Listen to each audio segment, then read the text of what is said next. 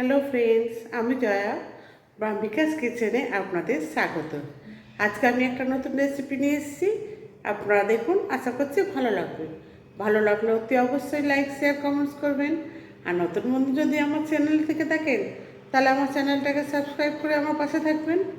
তাহলে চলুন, আর পুরনো বন্ধু, আপনারা যেমন সাপোর্ট করেন সেভাবেই আমাকে সাপোর্ট করবেন। চলুন তাহলে রেসিপিটা দেখে নেওয়া যাক। এই রেসিপিটা বানানোর জন্য আমি এখানে একটা না দুটো বানানা নিয়েছি। নিয়ে বানানাটা আমি খোসা ছাড়িয়ে নেবো। প্রথমে মাথাটা কেটে নিচ্ছি, নিয়ে এবারে আমি খোসাটাকে ছাড়িয়ে নেব। বিকালে স্ন্যাক্স হিসাবে এটা বানালে ভীষণ ভালো লাগবে খেতে। এইভাবে স্ন্যাক্সটা বানাবেন, দেখবেন বেশি কোনো ঝামেলা নেই, সিম্পল বানানো একদম। যখন কোনো কিছু খেতে ইচ্ছা করবে বা কিছু হট করে চায়ের সাথে এটা বানিয়ে দেবেন। আর কোনো লোকজন আসলে এভাবে বানাবেন। এটা আলু দিয়েও বানানো যায়। আমি এখানে কাঁচা কলা দিয়ে বানাচ্ছি। কলাটার খোসা ছাড়ানো হয়ে গেছে। এবার আমি এটাকে একটা স্লাইডার মেশিন দিয়ে স্লাইড করে কেটে নেব। স্লাইস কেটে নিয়ে এভাবে যেরকম চিপস বানায় ঠিক সেইভাবে আমি এটাকে কেটে নিচ্ছি।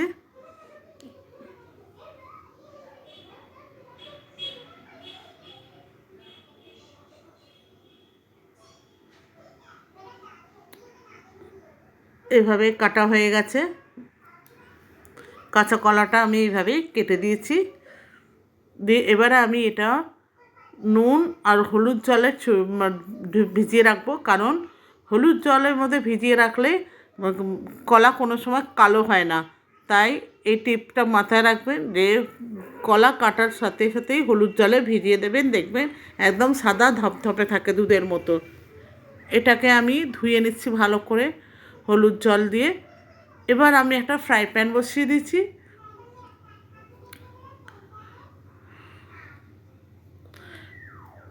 ফ্রাই প্যানের মধ্যে আমি একটু অল্প 2 চামচের মতো তেল দিয়ে দিলাম।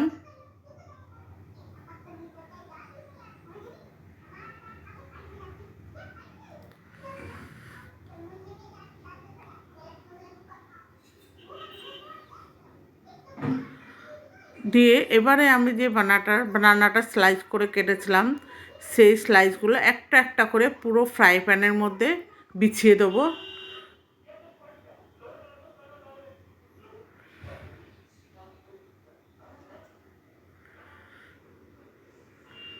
পুরো বিছিয়ে দিচ্ছি ফ্রাই প্যানের মধ্যে।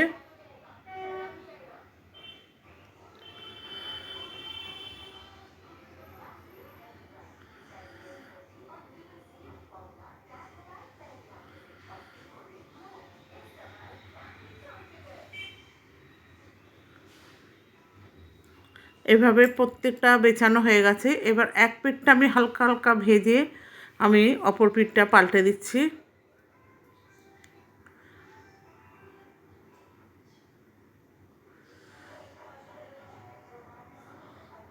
এভাবে আস্তে আস্তে আমি উল্টে পাল্টে ভেজে নিচ্ছি।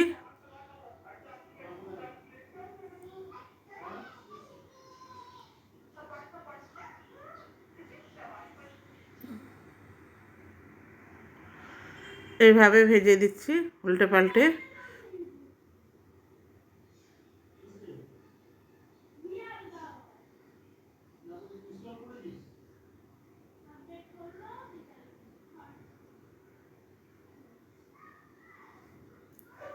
পুরো উল্টে পাল্টে ভাজা হয়ে গেছে।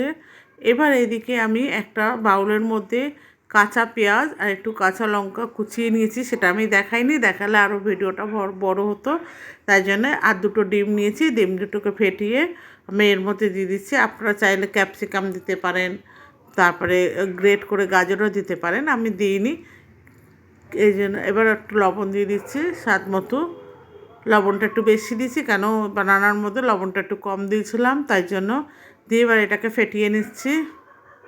আপনারা চাইলে ধনেপাতাও ইউজ করতে পারেন।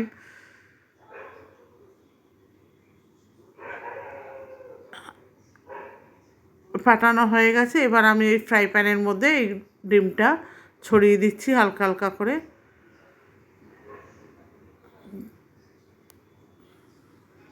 দিয়ে এবারে ফ্রাই প্যানের মধ্যে এটাকে ভালো করে ছড়িয়ে দিচ্ছি।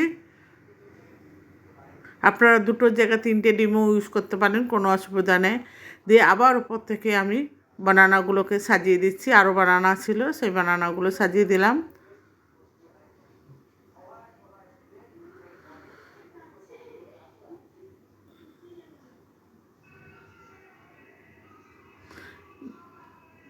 দিয়ে প্রত্যেকটা বানানা আমি এর উপরে ডবল করে করে কোটিং করে সাজিয়ে দিচ্ছি, পুরো ডবল কোট করে।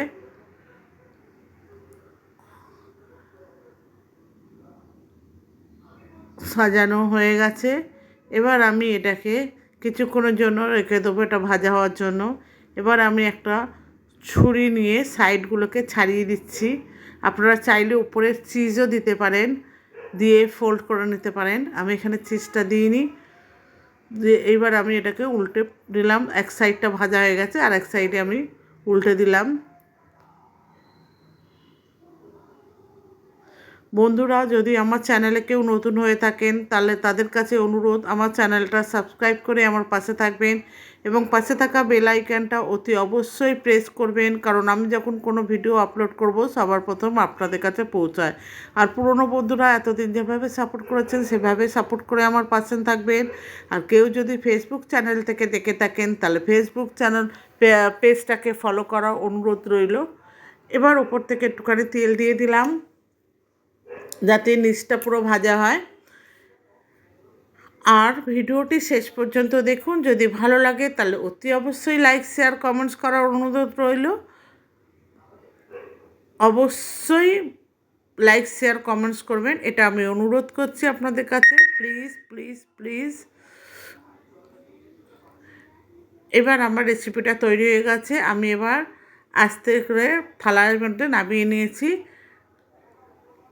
দেখুন কত সুন্দর লাগছে, যেরম সুন্দর লাগছে দেখতে সেরম সুন্দর লাগবে খেতে।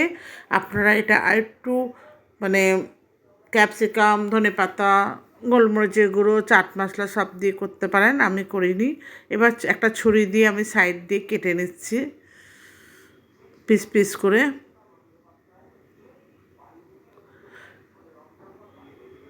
দেখুন কত সুন্দর হয়েছে।